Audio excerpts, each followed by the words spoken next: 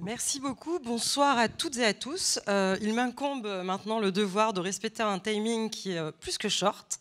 Donc je vais me présenter brièvement, mais je pense que c'est écrit là-haut, et donc voilà. Qu'est-ce que je pourrais rajouter de plus? On est une ONG humanitaire et de développement, féministe et Tech for Good. On est incubé à Station F sur le volet Tech for Good, puisqu'on développe en fait une solution en partenariat avec la prestigieuse école centrale Supélec, donc avec les étudiants de la centrale Supélec, sur un volet des 17 objectifs de développement durable et un financement des diasporas. Pour les personnes qui souhaiteraient en savoir davantage sur notre projet, vous pourrez en discuter avec moi. Tout en haut, vous me trouverez plus au niveau du buffet que des kakémonos pour les personnes qui me connaissent. Donc voilà, je suis facilement identifiable et je vous propose de passer assez rapidement à la table ronde puisqu'on est vraiment très tenu par le temps. Alors, j'ai le plaisir d'accueillir Monsieur Paolo Artini, représentant de l'UNHCR. Monsieur Charles Tellier, représentant de l'Agence française de développement. Madame Jane Go, cofondatrice et présidente de Connexio. Reza Ranema, qui est caché par là, voilà, cofondateur de Natakalam. Une star internationale, Rima Hassan, de l'Observatoire des camps de réfugiés, qui est la fondatrice et la présidente. Mui Cheng Page, qui est de BSF et que je ne vois pas, qui est là. Merci beaucoup.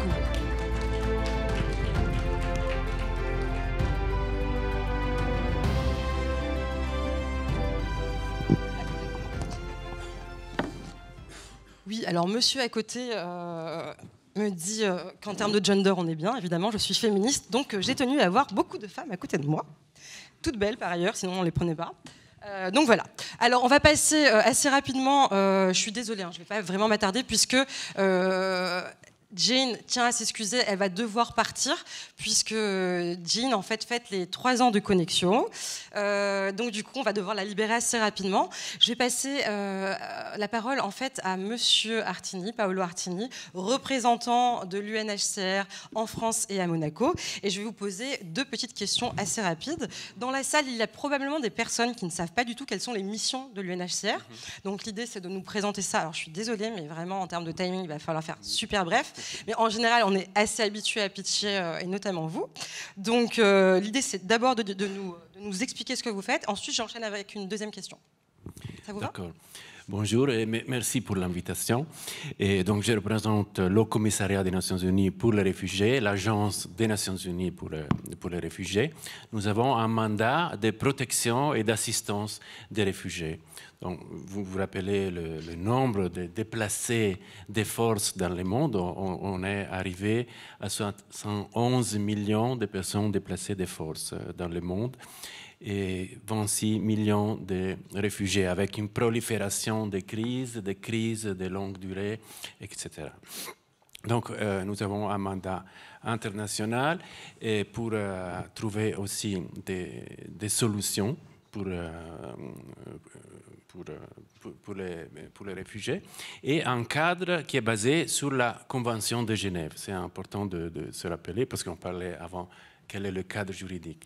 La Convention du 51, et qui doit être interprétée toujours d'une façon qui est renouvelée selon les circonstances. Et je voudrais vous signaler dès le début un pacte mondial sur les réfugiés qui vient d'être adopté en 2018, qui parle de la nécessité du partage de la responsabilité, parce que 85% des réfugiés dans le monde sont dans des pays en développement, sont tout près des situations de crise. D'ailleurs, en parlant du forum, on vient de terminer le forum mondial sur les réfugiés qui était basé sur le pacte mondial sur les réfugiés, avec beaucoup d'engagements pris pour renforcer l'autonomie des réfugiés, pour trouver des solutions. Les grandes solutions sont l'intégration, la réinstallation ou le retour volontaire. Alors merci beaucoup, je sais que vous avez essayé de faire bref, vraiment j'apprécie. Alors j'ai une deuxième question à vous poser. Les agences des Nations Unies sont bien obligées d'évoluer avec leur temps et avec les défis auxquels elles font face. Et l'idée c'est quand même de savoir pour nous, est-ce que les nouvelles technologies ont été très rapidement appréhendées sur le terrain par l'UNHCR ? Bon, nous, on opère avec la technologie, c'est vrai. Nous sommes très attachés à l'innovation. L'innovation ne passe pas nécessairement par les nouvelles technologies. Donc, nous essayons de mettre au cœur de l'innovation l'individu, en effet, et les communautés, y compris les communautés hautes, les communautés qui hébergent les réfugiés. Donc, notre évolution à utiliser davantage la technologie, une application aussi tranquille, pas toujours innovante de la technologie, par exemple, pour informer les réfugiés. Dans certains pays, on utilise des SMS pour les informer sur leurs droits ou sur une convocation, etc. Et on pourra en parler, on utilise les technologies aussi pour résoudre les grands problèmes de ce temps. Par exemple, si on parle des crises, des vraies crises, par exemple la crise en Somalie, où il y a des facteurs de guerre, mais aussi des facteurs climatiques, la sécheresse, les inondations, etc. On essaye de trouver des solutions technologiques et de nouvelles solutions aussi par rapport à l'énergie durable et par rapport à l'effet de la présence des camps de réfugiés. On parlera en général des réfugiés sur l'environnement, en essayant d'innover dans le camp avec, par exemple, des centrales solaires dans le camp des Atari, par exemple en Jordanie, ou la distribution de combustibles pas polluants dans d'autres camps au Niger. Donc nous utilisons l'innovation, les nouvelles technologies, mais en essayant de s'assurer qu'ils soient utilisés en conformité avec des principes humanitaires, bien sûr, et aussi en faveur des personnes réfugiées ou des personnes déplacées. Merci beaucoup. Quand vous parlez du principe humanitaire, notamment le principe du do not harm, donc évidemment, faire plus de bien que de mal, éviter le mal dans tous les cas. Merci beaucoup. Un deuxième expert qui va nous parler de l'Agence française de développement, Monsieur Charles Tellier, qui est le responsable de la division fragilité, crise et conflit. Alors, déjà une question, l'AFD, oui, parce qu'en fait l'Agence française de développement est appelée plus communément AFD. Ce qu'on souhaiterait savoir, c'est comment est-ce que l'AFD contribue à la paix, déjà. Première chose. L'AFD, c'est l'institution publique française. On est une institution financière française qui est l'opérateur principal de la politique de solidarité de la France avec la planète. En fait, hein. Nos trois gros engagements sont sur le climat. D'une part, essayer de contribuer à la mise en œuvre par tous de trajectoires sociales et économiques conformes à l'accord de Paris. C'est aussi un deuxième engagement autour du lien social. Et la paix, en fait, c'est la rupture du lien social. Le conflit, c'est la rupture du lien social. Donc, le troisième engagement, c'est celui, effectivement, de travailler à la consolidation de la paix partout dans le monde. Et si on se réfère aux objectifs de développement durable, et un de ceux qui est parmi les plus centraux sur l'extrême pauvreté, il ne faut pas oublier que l'essentiel aujourd'hui et surtout demain de l'extrême pauvreté, ça concentré dans les pays les plus fragiles. Donc clairement, travailler dans des contextes de conflit, c'est une évidence pour nous, même si c'est effectivement beaucoup plus difficile. Ça veut dire d'agir en prévention, ça veut dire d'agir pendant la crise, et puis ça veut dire surtout d'agir derrière dans la reconstruction, même si Paolo l'a dit, hein, les crises durent très longtemps, et de plus en plus longtemps. Un des chiffres que Paolo n'a pas cité, c'est qu'il ne faut pas oublier qu'un réfugié, ça vit presque 20 ans en dehors de son pays. Donc quel espoir et quel avenir on leur donne est une question centrale pour nous. Toucher les populations les plus vulnérables, les plus marginalisées et évidemment les réfugiés et les personnes déplacées de force sont parmi celles qui sont les plus vulnérables. Comment est-ce qu'on fait pour les atteindre ? Il y a pas mal de façons de le faire, mais pour nous c'est un de nos objectifs centraux bien sûr. Oui, alors on n'a pas évoqué parce qu'on n'aura pas le temps et je vois que Jean me regarde et donc du coup elle me met un coup de pression, je vous dis pas. Je regarde la montre, mais c'est vrai qu'on n'a pas évoqué, mais du coup il y a un gros focus qui est fait effectivement sur les 17 objectifs de développement durable, ouais. Et notamment si on parlait de la paix, l'accès à l'eau, puisque l'accès à l'eau est la grosse problématique en termes de conflits, notamment en Afrique, pour des raisons évidentes. On va pas se lancer là-dessus parce que Jean va vraiment me tuer. Alors je vais continuer à avancer là-dessus. Deuxième dernière question, oui. Et si s'il vous plaît, on va vraiment essayer de la faire un peu plus brève. Non, excusez-moi. Du coup, dans votre division, est-ce que vous avez intégré les nouvelles technologies sur le terrain ? Est-ce que c'est un mode qui est privilégié ou pas dans la mise en œuvre au niveau des projets ? Alors, j'allais dire oui et non, parce que nous on est aussi quand même beaucoup, enfin il faudrait regarder la tête de notre système d'information, on est beaucoup resté au tableau croisé dynamique, donc on n'est pas non plus hyper fort là-dessus, mais alors on a maintenant 2 data scientists, on a une division de l'innovation, hein, puisque c'est eux et elles qui travaillent avec Céline et We Are Not Weapons of War, donc ça fait partie des choses sur lesquelles on réfléchit de plus en plus. On travaille avec beaucoup de partenaires qui sont sur ces sujets-là. Nous, on est un financeur au départ, hein, donc les solutions technologiques, c'est aussi celles de nos partenaires de terrain. Je suis très intéressé à ce que Caroline Antoine a présenté, mais en fait, en réalité, tout ce que j'ai entendu tout à l'heure sont des solutions fascinantes pour nous et sur lesquelles on a... Parmi d'autres exemples, il y en a plein avec le Programme alimentaire mondial des Nations Unies, par exemple, qui a tout plein de solutions intéressantes. La question des transferts monétaires, qui est une des réponses fondamentales dans les crises humanitaires. Si on peut sécuriser l'identité des personnes qui reçoivent les transferts monétaires grâce à la blockchain, ce sera génial. Eh bien, écoutez, on va passer, merci beaucoup, on va passer rapidement à Connexio avec Jane Go, qui est donc la présidente et la cofondatrice. Est-ce que tu peux nous parler, s'il te plaît, donc, du coup, de votre projet au Malawi ? Pourquoi le Malawi ? Dans quel contexte ? Et quelle est la technologie que vous mettez en œuvre ? Et surtout, quels sont les objectifs sur le long terme ?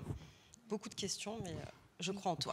Donc déjà en fait je suis ravie d'être ici parmi vous et aussi désolée vous devriez en fait d'avoir quitté un peu plus tôt, sinon en fait vous pouvez continuer la fête, on sera en fait dans le 2e ce soir après.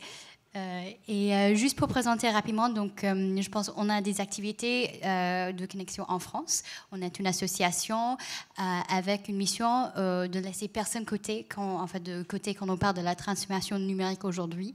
Là, on parle des constats en fait, au niveau mondial de 1,2 milliard d'emplois qui vont être impactés d'ici les 10 ans à venir dans le monde. Et qu'aujourd'hui, en termes de toute transformation sur les métiers, il y a 9 sur 10 emplois qui nécessitent au minimum les compétences numériques de base. Et en 3e aussi constat que les publics les plus touchés sont ceux qui sont les plus vulnérables partout dans le monde en termes de publics qui sont les plus fragiles. Et donc on a nos activités en France, mais surtout dans le cadre d'un projet qu'on a commencé à développer, on travaille justement avec le HCR au Malawi, aussi avec une association qui s'appelle Jesuit Refugee Service, GRS. Et l'idée, c'est que de plus en plus, je pense, les grandes agences, enfin les institutions, on voit que, comme en moyen, une personne reste sans encore réfugiée 17 ans. Il y a beaucoup d'enjeux pour eux. Et il y a aussi moins d'opportunités pour eux de pouvoir monter en compétences, pouvoir en fait avoir certaines opportunités économiques. Donc, ce qu'on avait développé, donc c'est dans le camp Angelika, où il y a 41 000 habitants. On avait choisi ce camp parce que c'est le plus grand camp de réfugiés francophones dans le monde. Il y a 3/4 du public qui vient du Congo, donc c'est des réfugiés francophones. Et ce qu'on voit, c'est qu'il y a beaucoup de jeunes dans le camp. En moyenne, en fait, le âge, c'est entre 21 et 24 ans. Et donc, beaucoup de jeunes avec l'espoir sans l'opportunité de vraiment mettre leurs compétences sur des formations, sur des opportunités économiques. Donc, ce qu'on avait proposé, c'est une version de notre programme adapté en France, qui est plutôt sur les compétences numériques de base. Ça, on parle à la fois, peut-être pas encore sur les tableaux croisés dynamiques, mais au moins sur les bases digitales, si on pense avoir en fait de toute la présence en ligne aujourd'hui, si on parle de notre présence digitale pour faire du networking, les outils bureautiques, une bonne sensibilisation. Donc on a ça dans un premier bloc de notre parcours de compétences, notre parcours de formation. Et dans un deuxième temps, c'est de les pousser et les connecter avec les plateformes de freelance en ligne.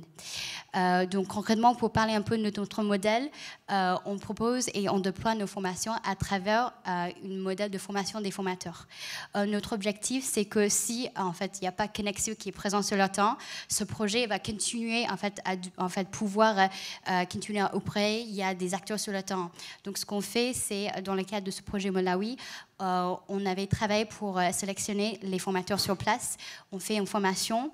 On fournit tous les contenus, les ressources pédagogiques. Et ensuite, on les aide et assurer que les apprenants aient l'accès sur les plateformes. Donc, on a des partenariats privilégiés avec les plateformes de freelance en ligne, type Upwork et d'autres. Mais l'idée, c'est de faciliter toutes les connexions parce qu'on parle aujourd'hui d'un marché essentiellement mondial où il y a beaucoup d'opportunités qui sont en ligne. Et l'idée, c'est de vraiment faire cette connexion avec les publics les plus vulnérables. Donc rapidement, j'essaie de faire court. Et juste pour parler un peu des objectifs à terme, donc ce projet, on est dans le deuxième cycle de formation au Malawi, à Geleka. Et là, on est en train de justement voir pour d'autres sites où c'est implanté, donc bien sûr avec le HCR, mais aussi avec GRS pour aussi pouvoir dupliquer notre modèle. Donc là, on est en discussion en fait au Kenya et aussi en Jordanie pour notre modèle de déploiement, pour vraiment favoriser les opportunités économiques pour ces publics. Merci beaucoup. Donc du coup, l'idée c'est quand même d'essaimer dans d'autres continents, notamment en Jordanie. Donc aussi l'idée c'est aussi de pouvoir transcrire ça en arabe ou bien en anglais. Je suppose que tu parlais aussi du Kenya. Bon, toi tu es américaine. Voilà, ça va être assez facile pour vous. Mais donc du coup, à terme, c'est vraiment d'être quand même au niveau international sur différents camps et toujours comme partenaire avec donc du coup le HCR. Exactement. Et je pense qu'on travaille toujours dans une logique de partenariat parce qu'on sait qu'il y a beaucoup de besoins primordiaux sur le terrain, le logement, l'accès aux services de santé, tout ce qu'on ne peut pas fournir nous-mêmes et que notre expertise, c'est de pouvoir ajouter cette brique sur la montée en compétences, l'adaptation pour pouvoir décrocher des opportunités d'emploi, pour pouvoir faire notre brique d'expertise. Donc je pense que pour nous, de continuer, c'est de toujours travailler bien avec des partenaires locaux qui connaissent le contexte et pour nous d'adapter des solutions pour les publics sur le terrain. Ok, bah écoute, merci beaucoup Jean. Alors par contre, on va un peu changer le format de la table ronde compte tenu du fait qu'elle doit malheureusement nous quitter. Et je pense qu'en fait, tu n'as pas forcément tous les jours l'opportunité de rencontrer le big boss de l'UNHCR en France. Donc là, j'ai même envie de te proposer finalement... si tu as une question à lui poser en direct, il ne faut pas hésiter puisqu'il est là. Et puis vice-versa, je pense que lui aussi, il a peut-être des questions à te poser parce que du coup, peut-être que vous n'êtes même jamais rencontrés. Monsieur Artini, Madame Jingo.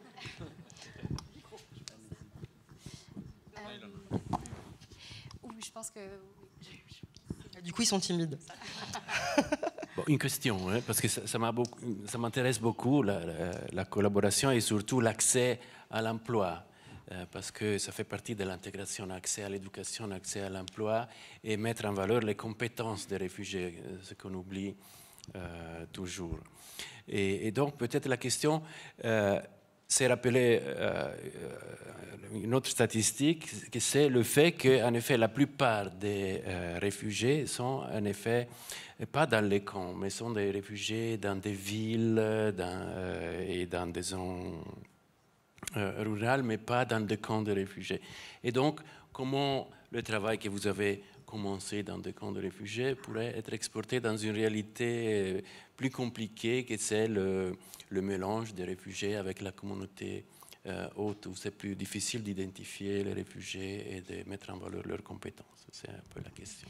Non, je pense que c'est une très très bonne question et c'est très, je pense, important aussi en disant que je pense plus que moitié justement des réfugiés sont aujourd'hui dans les villes.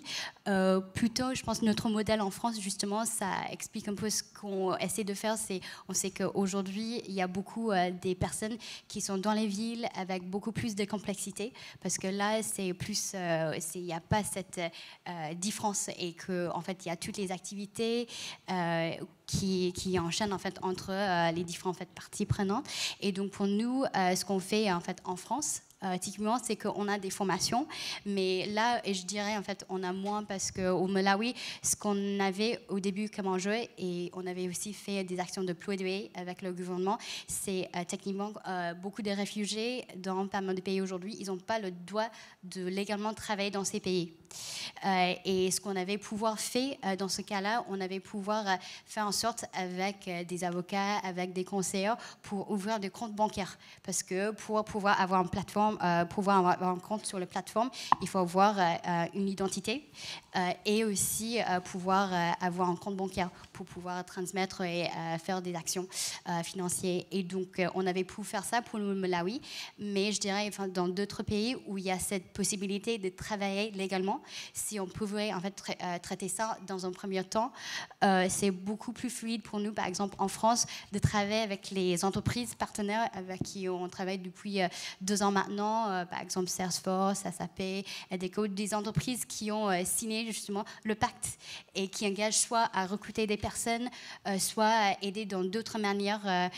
Donc je pense pour nous, c'est ce modèle en fait, et on voit justement les enjeux qu'on a en fait des activités qui sont juste dans des camps au Malawi et aussi qu'on a des activités qui sont plutôt dans des milieux plutôt mixtes comme la France. Merci beaucoup. Il est 20h05. Est-ce que tu as une question à poser au Big Boss, oui ou non? Sinon, on te libère. Est-ce que tu as une question? Oui, je pense que j'ai plein de questions. Non, une seule suffira. Mais pour moi, je pense qu'une question qu'on commence à voir aussi, c'est, et je pense, bien sûr, je pense qu'il y a des questions de changement climatique.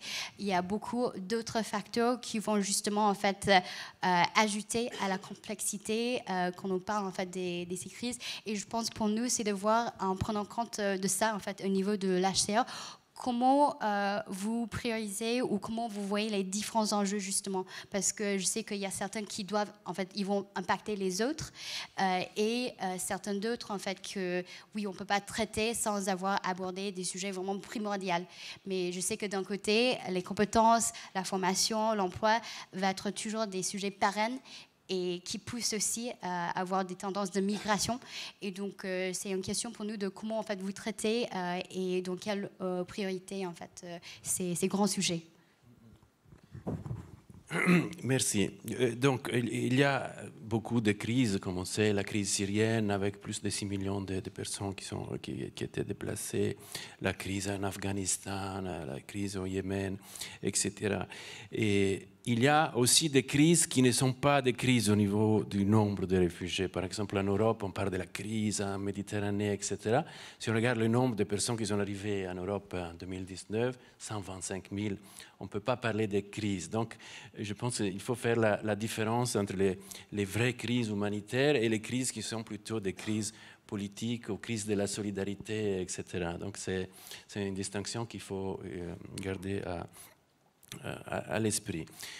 Une deuxième réflexion, c'est que, et c'est le pacte qui nous aide aussi, il faut intervenir dès le début des crises à travers l'engagement des acteurs de développement et dans l'intégration, en effet, des réfugiés. Donc il faut un peu dépasser cette distinction, l'urgence, et après on va penser à l'accès à l'emploi, aux compétences des réfugiés, à l'accès à l'éducation. Mais il faut tout de suite, si possible, prévenir les crises, se préparer et s'engager sur ces grands sujets qui sont en effet très durables. Donc ce sont les deux réflexions que je pense que c'est important à faire. Et pour le changement climatique, oui, c'est la crise qui, je pense, va faire grimper le nombre de réfugiés dans le monde. On se prépare avec une stratégie, par exemple,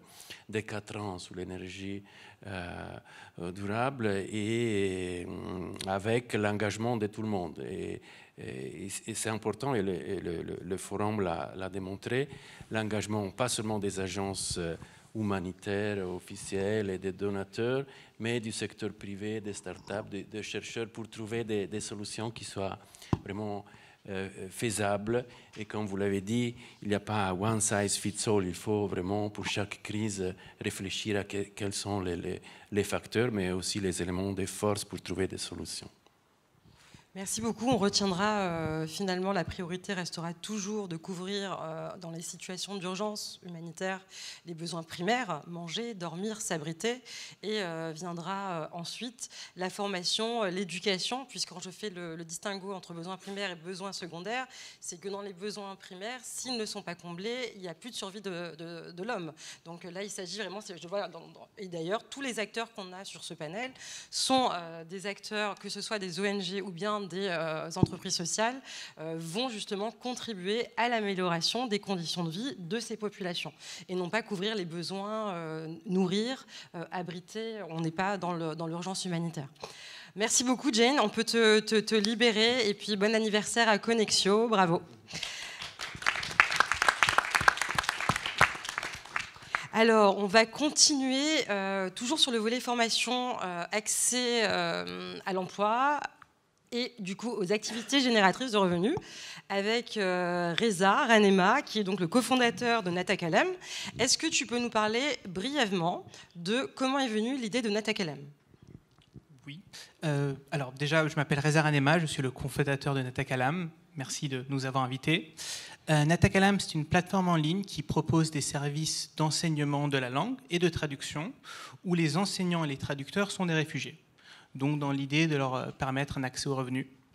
Et d'où est venue l'idée ? Ça résume vraiment notre projet. L'idée est venue en fait de notre autre cofondatrice qui malheureusement est malade, donc n'a pas pu être ici aujourd'hui, Aline Sarah, qui est libanaise-américaine. Et c'est venu de son expérience personnelle. Donc déjà, elle était journaliste au Liban au début de la décennie dernière, donc au moment de la révolution syrienne. Donc de son constat en Syrie de l'arrivée d'à peu près plus d'1 million de réfugiés qui, dans le cas du Liban, ont beaucoup de difficultés d'accéder à un emploi dans le secteur formel. Donc de ces gens, de ces jeunes formés, qualifiés, qui ne peuvent malheureusement, dans les circonstances, ne peuvent pas accéder à un emploi. Et de l'autre, de son expérience personnelle, en tant que Libanaise américaine qui vivait aux États-Unis, et qui ne trouvait pas de cours d'arabe flexibles et à un prix abordable. Elle a cherché aux États-Unis, à New York. Elle n'a pas trouvé de solution. Et c'est vraiment là qu'est arrivé le déclic. C'est qu'elle s'est dit, si moi j'étais au Liban, je pourrais trouver une ONG qui travaille avec des réfugiés et avoir des séances de conversation, 1 heure, 2 heures par semaine, pour pratiquer. De l'autre côté, ça crée un accès aux revenus. Et donc elle s'est dit, comme maintenant je suis à New York et les réfugiés sont au Liban, comment on peut faire ça ? À travers les nouvelles technologies, à travers la vidéoconférence. Donc, de là est venue l'idée de créer un système de matching pour des étudiants d'un côté en Europe et aux États-Unis et tous les réfugiés qui sont qualifiés, mais qui malheureusement n'ont pas accès à ces emplois-là, pour eux de former des gens et de pouvoir avoir un accès à un revenu. Merci beaucoup. Donc en fait, l'idée, c'est d'avoir finalement un Tinder entre des réfugiés et des personnes à l'autre bout du monde, mais un Tinder sur de la conversation, on est d'accord ? Exactement. Pour apprendre une langue, pour essayer de l'imaginer vraiment concrètement, parce que tu as évoqué quand même un terme qui est très tech en réalité, qui est très actuel, qui est le matching, on est d'accord ? Oui. Donc concrètement, ça se passe comment en fait au niveau du matching Très concrètement, donc il n'y a pas l'aspect Tinder, mais l'idée du matching, c'est exactement le matching. Ouais. Donc en fait, nous, l'idée qu'on a eue, c'est qu'il y a pas mal de, on va rentrer dans les termes techniques, mais des marketplaces où on peut choisir son enseignant, donc en gros un Airbnb pour l'enseignement. Et nous, l'idée du matching nous est venue qu'en tant qu'entreprise sociale, avait vraiment un but de générer des revenus et d'avoir des objectifs d'équité, on s'est dit qu'on allait jouer le rôle du Tinder entre deux, et donc de mettre en relation des gens par rapport à leur qualification, leur disponibilité, leur niveau de langue, mais aussi nous permet d'assurer un certain revenu à tous nos participants, à tous les partenaires de conversation sur la plateforme, et aussi d'identifier leurs besoins de l'autre côté. Donc voir si ce sont des nouveaux partenaires de conversation et qu'ils ont certains manques en termes de formation. Le rôle du matching joue là parce qu'on peut vraiment trouver en amont le type de besoin, permettre cette formation et de permettre un peu une équité à travers notre équipe et ne pas jouer le rôle d'une marketplace où on n'a plus de responsabilité vraiment par rapport aux gens qui sont fin du classement, qui malheureusement n'arrivent pas à gagner grand-chose. Nous, on voit vraiment un rôle très actif en tant qu'entreprise sociale de permettre à tous, dès qu'ils font partie de notre plateforme, donc malheureusement c'est moins de personnes que sur les grosses marketplaces, mais de leur promettre quelque chose. Et par exemple, notre objectif, c'est d'assurer au moins le revenu minimum, par exemple dans le cas du Liban, aux participants sur notre plateforme. Donc c'est là l'aspect Tinder sans les relations. Oui, voilà. Et, très bien. Est-ce que tu peux juste nous dire concrètement vos chiffres actuels? Depuis que vous avez commencé, ça représente quoi? Donc nous, on a commencé, donc l'idée que je vous racontais est apparue début 2015. On a eu nos premières séances l'été 2015, donc maintenant plus de 4 ans, on arrive presque sur une 5e année. On a travaillé en tout avec à peu près 180 réfugiés, au début au Liban, mais maintenant à travers le monde, je crois plus de 20 pays. Donc on a lancé par exemple l'espagnol avec des réfugiés vénézuéliens d'Amérique centrale, le français avec des réfugiés du Congo et du Burundi, et également l'arabe à travers ces autres dialectes et d'autres communautés, et le persan. Donc 180 réfugiés qui ont travaillé en tout avec presque plus de 8000 étudiants. Donc c'est aussi bien des particuliers, mais des étudiants universitaires et des étudiants dans les écoles. On a commencé des partenariats avec des écoles et des universités, et qui ont généré à travers leurs services on est presque à $700 000 de revenus.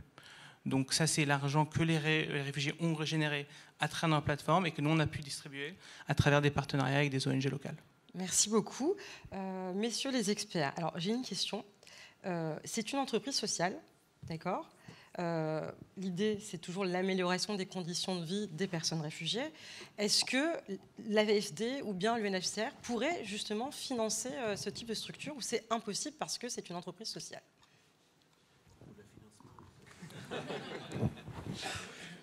Alors nous, on finance des partenaires qui peuvent être des entreprises, qui peuvent même être des entreprises for profit. Et les entreprises sociales, évidemment.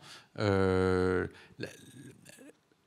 seul sujet que j'ai, c'est que ce dont on a besoin et ce dont nos partenaires ont besoin pour éviter de se retrouver dans des situations où on a des tout petits projets à gérer, ce qui est très coûteux en termes de ressources humaines, c'est la taille, en fait. Hein. Et l'entrepreneuriat social, pour ça, c'est pas évident. Ce qu'on fait en général, c'est du coup, c'est d'avoir des plateformes, pour le coup, comme Digital Africa, où on appuie à travers un véhicule qui est externe à nous, à qui on confie de l'argent et qui, eux, appuient exactement. Et c'est eux qui s'occupent de faire cet accompagnement de petite taille. Mais typiquement, ça nous est arrivé de faire d'assez petits projets.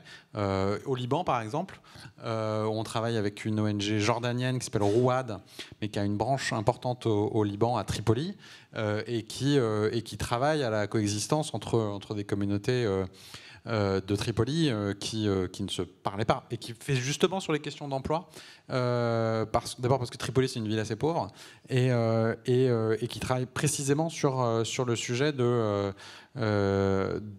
la formation et de l'emploi de deux communautés particulièrement touchées par le chômage. D'accord. Monsieur Artini, vous avez une question? Oui, non seulement nous collaborons avec tout le monde, les associations, les gouvernements, les secteurs privés, etc. Donc, nous jouons souvent pas un rôle de financier, mais plutôt catalytique pour les réfugiés. Mais je voulais souligner un aspect qui m'a frappé de ce projet, c'est-à-dire pas seulement utiliser les compétences des réfugiés pour répondre à un besoin, mais aussi favoriser la rencontre, même si c'est sur une plateforme, rencontrer un réfugié, parler, passer du temps, etc. aide beaucoup parce que, comme on sait, un des défis majeurs de ces temps est la peur des réfugiés, qui sont-ils, etc. Donc, je pense qu'il a une grande utilité, un projet pour faciliter la rencontre. D'ailleurs, c'est quelque chose que nous essayons de faire aussi à travers nos activités en France, en amenant des réfugiés dans les écoles, par exemple, dans les collèges. D'ailleurs, dans les Calvados, on fait des projets dans les collèges avec des réfugiés qui préparent des plats dans la cantine, des réfugiés qui font du rep avec les lycéens ou les collégiens. Donc, je pense que la rencontre est la plus-value d'un projet, au-delà de mettre en valeur les compétences et donc souligner l'importance de la contribution positive des réfugiés. Merci beaucoup. Alors on va voir, et merci beaucoup Reza, on va voir ces histoires justement de lien social finalement et ces sentiments d'abandon et d'exclusion quand on est en situation d'encampement. On a du coup Rima Hassan qui est la présidente et la fondatrice de l'Observatoire des camps de réfugiés. Rima, est-ce que tu peux nous expliquer ton projet, s'il te plaît ? Bien sûr, bonsoir à tous et à toutes. Merci pour l'invitation. Je voulais aussi vraiment très brièvement remercier Sarah Payen, qui est la responsable du pôle Afrique, qui est présente ici, et Nawal El Ghati, qui est présente également, qui est responsable du pôle Asie, qui m'ont aidé à préparer cette intervention. Donc, je suis effectivement présidente de l'Observatoire des camps de réfugiés qui a vu le jour en mai 2019. Donc, pareil, on est tout petit en termes d'impact pour le moment. Et on a officiellement inauguré le projet donc, en septembre 2019. Aujourd'hui, ce projet réunit plus de 70 contributeurs qui sont en France, mais également à l'international. Et on a également un comité d'experts qu'on appelle un comité d'honneur, puisqu'il joue un rôle consultatif pour nos travaux et qui est composé d'une quinzaine de membres, des politologues, des sociologues, des humanitaires, mais également des professionnels et des consultants. Et donc, au sein de l'Observatoire, on a 3 missions principales. La première, c'est d'étudier les camps de réfugiés. Donc aujourd'hui, on a très peu ou peu d'informations, à moins d'être expert sur la question, sur la manière dont un camp peut être géré, administré, mais également avoir un retour de manière très pédagogique sur les conditions des réfugiés dans ce lieu d'accueil, qui est donc l'encampement.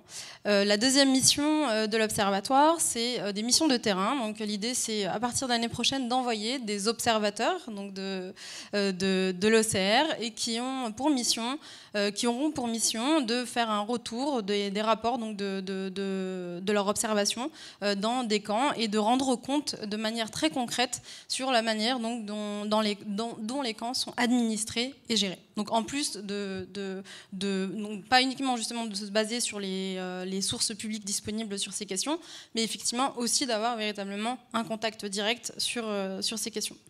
Et la troisième et dernière mission donc, de l'Observatoire, c'est la mission de plaidoyer et de sensibilisation qui vise à sensibiliser sur les conditions dans lesquelles les réfugiés vivent dans les camps, puisqu'on l'a dit, les réfugiés passent plus d'une vingtaine d'années en situation d'exil et plus de 15 ans dans les camps. Donc les camps sont véritablement des objets d'étude à part entière, ils sont tout sauf des lieux temporaires d'accueil. Et donc pour nous, c'est véritablement un objet d'étude à part entière et un lieu de vie, en fait, effectivement, pour les réfugiés. Donc la mission de sensibilisation visera à sensibiliser de manière très large sur des atteintes avérées aux droits humains qu'on a pu constater dans les camps, mais également sur la détérioration des conditions de vie du fait justement de l'encampement et de l'assistance humanitaire qui est intrinsèquement liée à ce phénomène. Merci Rima. Alors ce projet, tu ne l'as pas sorti de nulle part. Toi-même, tu as été réfugiée, donc tu es palestinienne et tu as vécu, il me semble, au Liban, n'est-ce pas ? En Syrie, pardon, je me rappelle plus, c'est Syrie, excuse-moi, en Syrie. Et donc, du coup, c'est un projet quand même qui te tient à cœur. On va aussi rappeler que tu as travaillé à l'OFPRA et puis maintenant tu travailles à la CNDA.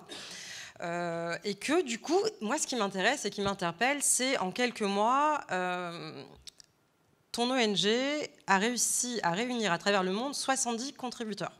70 personnes qui, dans le monde, vont donner des informations sur les situations des personnes qui sont dans les camps. Donc, c'est énormément de données. Certaines seront privées. Est-ce que l'objectif, finalement, c'est aussi de pouvoir sécuriser ces données, et notamment la vie privée des personnes, mais tout en il y a toujours j'ai envie de dire, on est un peu borderline parce que on veut aussi dénoncer. Il y a aussi des choses à dénoncer, comme il y a des choses qui ne le seront pas. Et il y a aussi la vie privée aussi. Donc il y a toujours un peu la balance entre les deux. Donc qu'est-ce que vous comptez faire là-dessus? Alors nous, pour vraiment rectifier, pour le moment, on est vraiment dans cette phase d'étude des camps de réfugiés. Donc on n'a pas pour le moment d'observateurs sur le terrain. L'idée, c'est d'en envoyer quelques-uns à partir de l'année prochaine.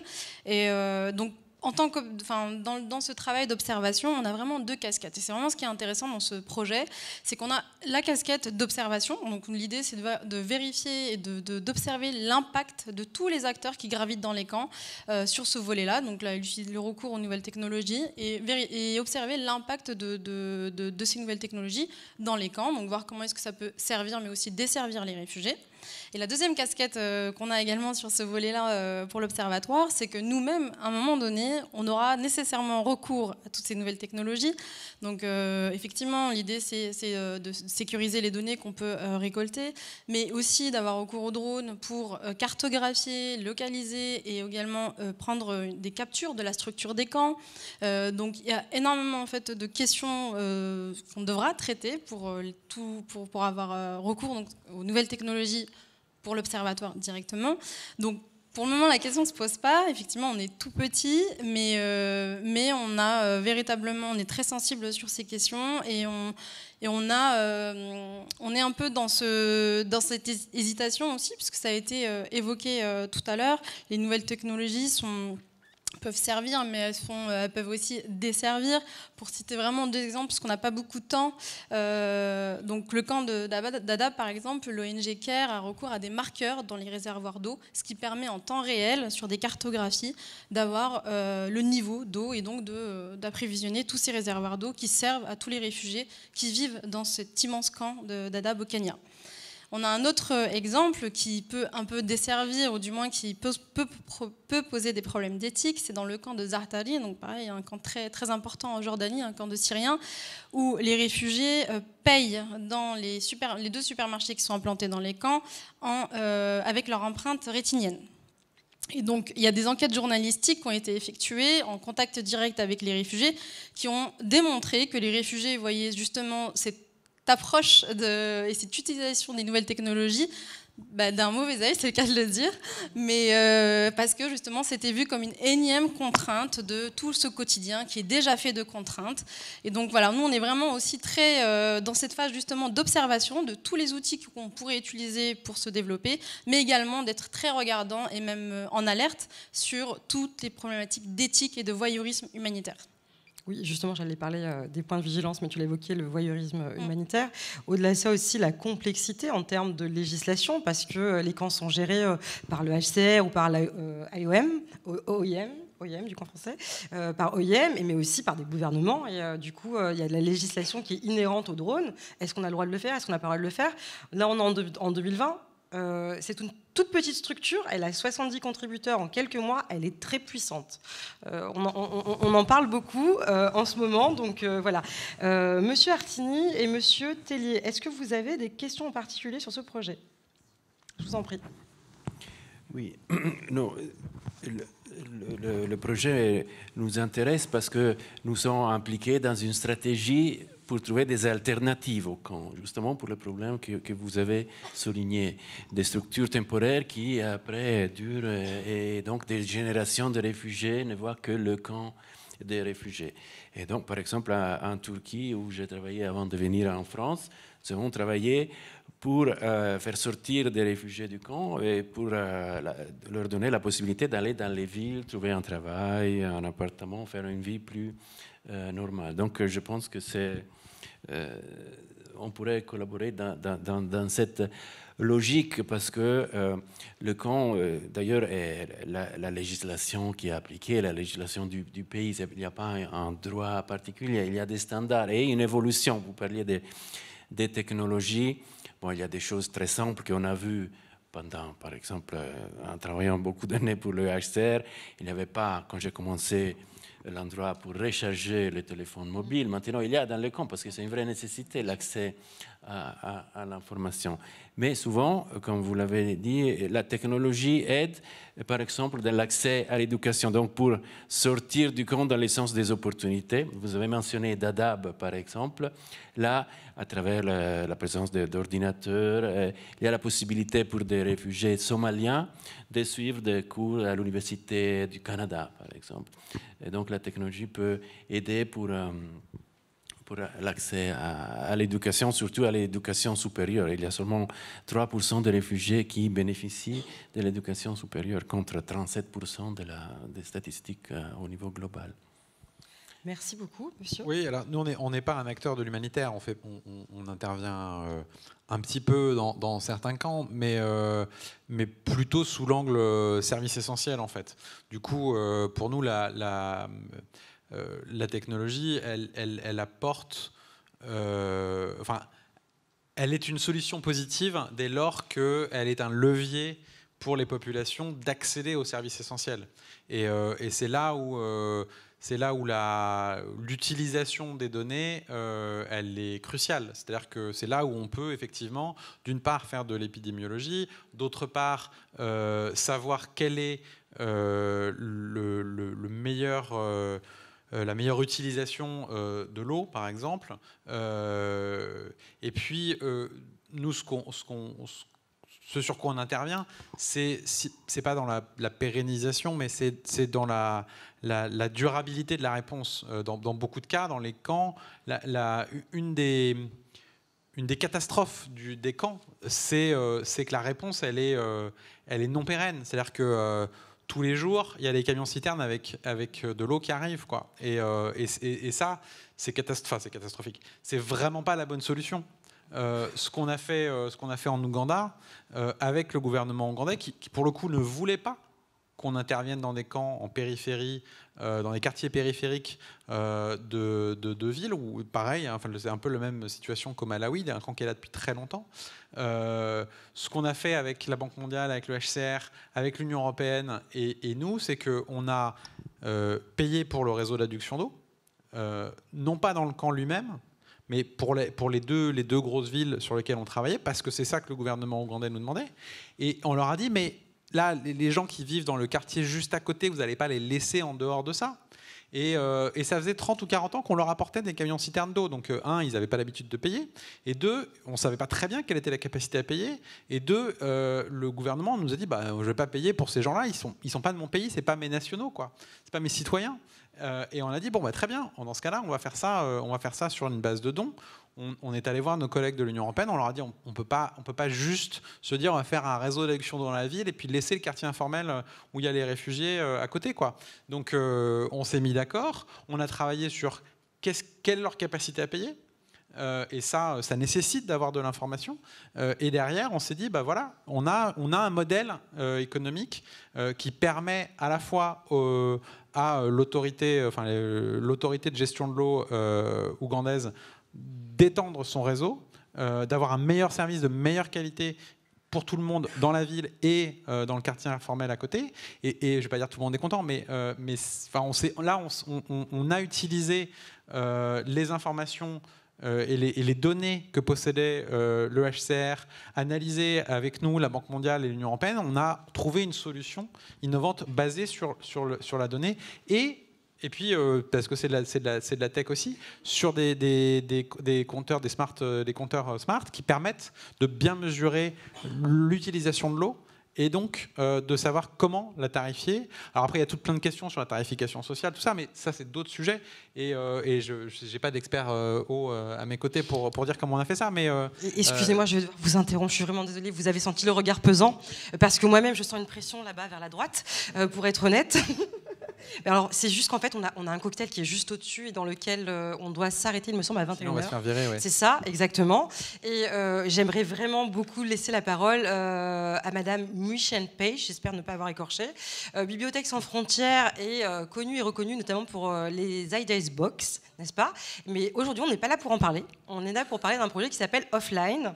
Alors, je suis désolée de tenir la montre. Hein, je suis vraiment... On avait pris du retard au départ et donc du coup, ça se cumule un peu. Il est 20h32. On va vraiment essayer à 20h40 de monter. Ça bat tout le monde.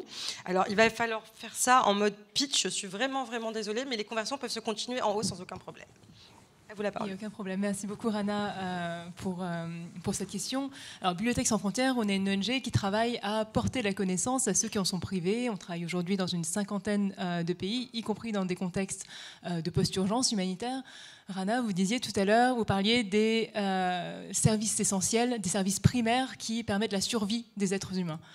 On croit fortement à Bibliothèques sans frontières qu'il y a aussi les services qui permettent de préserver la dignité humaine, notamment dans des contextes extrêmement compliqués comme les camps de réfugiés ou les settlements urbains où sont les réfugiés. Et cette dignité humaine, elle passe notamment par ce droit fondamental qui est celui de l'accès à la connaissance, de l'accès à l'information, à l'éducation, à la culture.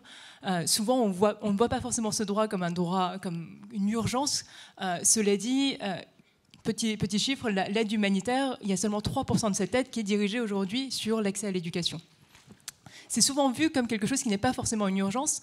Cela dit, si on réfléchit à ce qui se passe dans un camp de réfugiés quand les enfants n'ont pas accès à l'école, en réalité, on peut voir là les risques justement de ne pas proposer ce genre de service. Quand il n'y a pas d'accès à l'éducation, les enfants, les jeunes n'ont pas vraiment d'espace sécurisé dans lesquels aller, ne sont pas forcément protégés de l'enrôlement dans des milices armées, ne sont pas forcément protégés contre des violences physiques, sexuelles, morales qui peuvent s'exercer sur eux. Donc en réalité, nous, on porte ce plaidoyer qui est que l'accès à la connaissance est un droit fondamental qu'il faut préserver.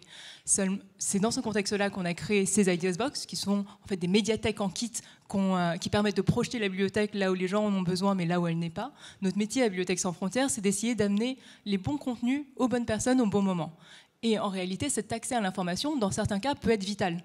On parlait tout à l'heure des déplacés en Europe. Savoir par où passer, quels sont les dangers, etc., peut s'avérer vital. Et cet accès à l'information est d'autant plus compliqué pour des réfugiés et des personnes déplacées parce que très souvent, ils ont accès à beaucoup moins de moyens de communication que le reste de la population. Et aujourd'hui, vous parliez de l'Internet offline, c'est le sujet sur lequel on travaille énormément en ce moment, et notamment avec le soutien de l'accélérateur Charit, de la même façon que We're Not Weapons of War.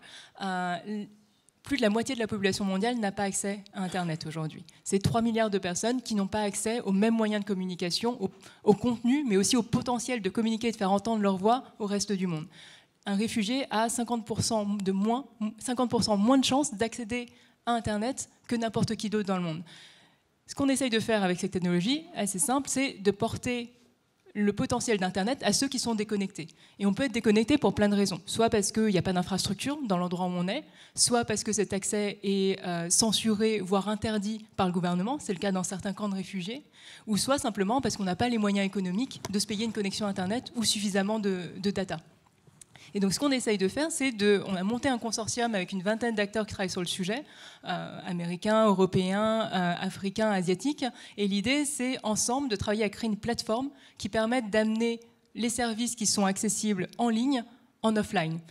Alors, offline Internet, ça paraît compliqué, ça paraît un peu, on dirait un oxymore, c'est ni tout à fait à la fois en réalité Internet, ni tout à fait à la fois de l'offline, c'est-à-dire qu'on amène des contenus riches d'Internet dans un contexte qui est parfois déconnecté.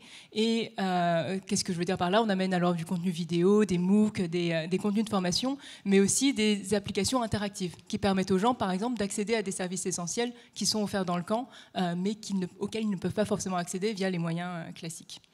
D'accord, merci beaucoup. Pour être honnête, quand j'ai reçu le nom du projet, je me suis dit, mais pourquoi elle m'écrit offline? Elle n'a rien compris ou Pour être honnête, après je me suis dit, non, peut-être qu'en fait c'est moi qui me trompe. Donc, effectivement, je me suis trompée et ça a été très bien expliqué parce que en fait, c'est difficile à s'imaginer de parler d'un projet offline en parlant d'Internet. Donc voilà, merci beaucoup. Est-ce que vous avez des questions pour le projet de Madame, de BSF, plus que Madame? J'ai un commentaire parce que vous avez souligné deux sujets importants, l'accès à l'information et la connectivité.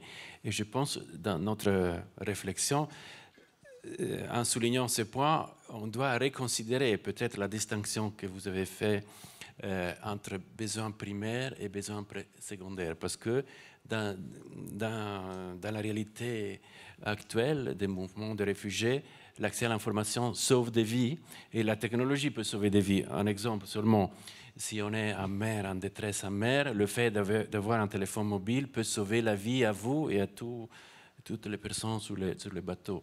Et donc la connectivité aussi pour retrouver la famille et pour avoir l'accès aux services fait partie en effet des besoins primaires, à part le travail que vous faites pour la dignité de la personne et pour l'accès à la connaissance et donc à des projets, ce qui est fondamental pour engager les réfugiés, pour trouver des solutions et pour garder l'espoir. Merci beaucoup, monsieur. Non, mais c'est vrai que la dignité humaine, c'est un besoin primaire aussi. Enfin, je veux dire, il n'y a pas photo. Et puis, enfin, la première chose, qu'ils soient jeunes ou moins jeunes, que demandent les réfugiés quand on les interroge, tout simplement, c'est un avenir. L'espoir, l'éducation. Alors effectivement, c'est sûr que s'ils meurent de faim et de soif, comme tout le monde, ça c'est pas vraiment leur préoccupation. Mais ça, dès qu'il y a une réponse d'urgence, c'est vite réglé. Ça, en fait, en réalité, le système international aujourd'hui, il sait répondre à ça. Donc le vrai sujet, il est de fournir un avenir, un espoir à ces populations déplacées de force, bien sûr. Donc finalement, de considérer, je pense que ce sera un peu le mot de la fin, mis à part si vous avez une autre question, on pourrait échanger. Vous avez une question ? Non, c'est bon. Ok. Donc finalement, peut-être aussi de considérer finalement les besoins primaires et les besoins secondaires de la même manière, ou en tout cas au même niveau, parce que souvent les besoins secondaires sont les droits fondamentaux. D'accord ? Donc je suis assez d'accord avec vous. Merci beaucoup.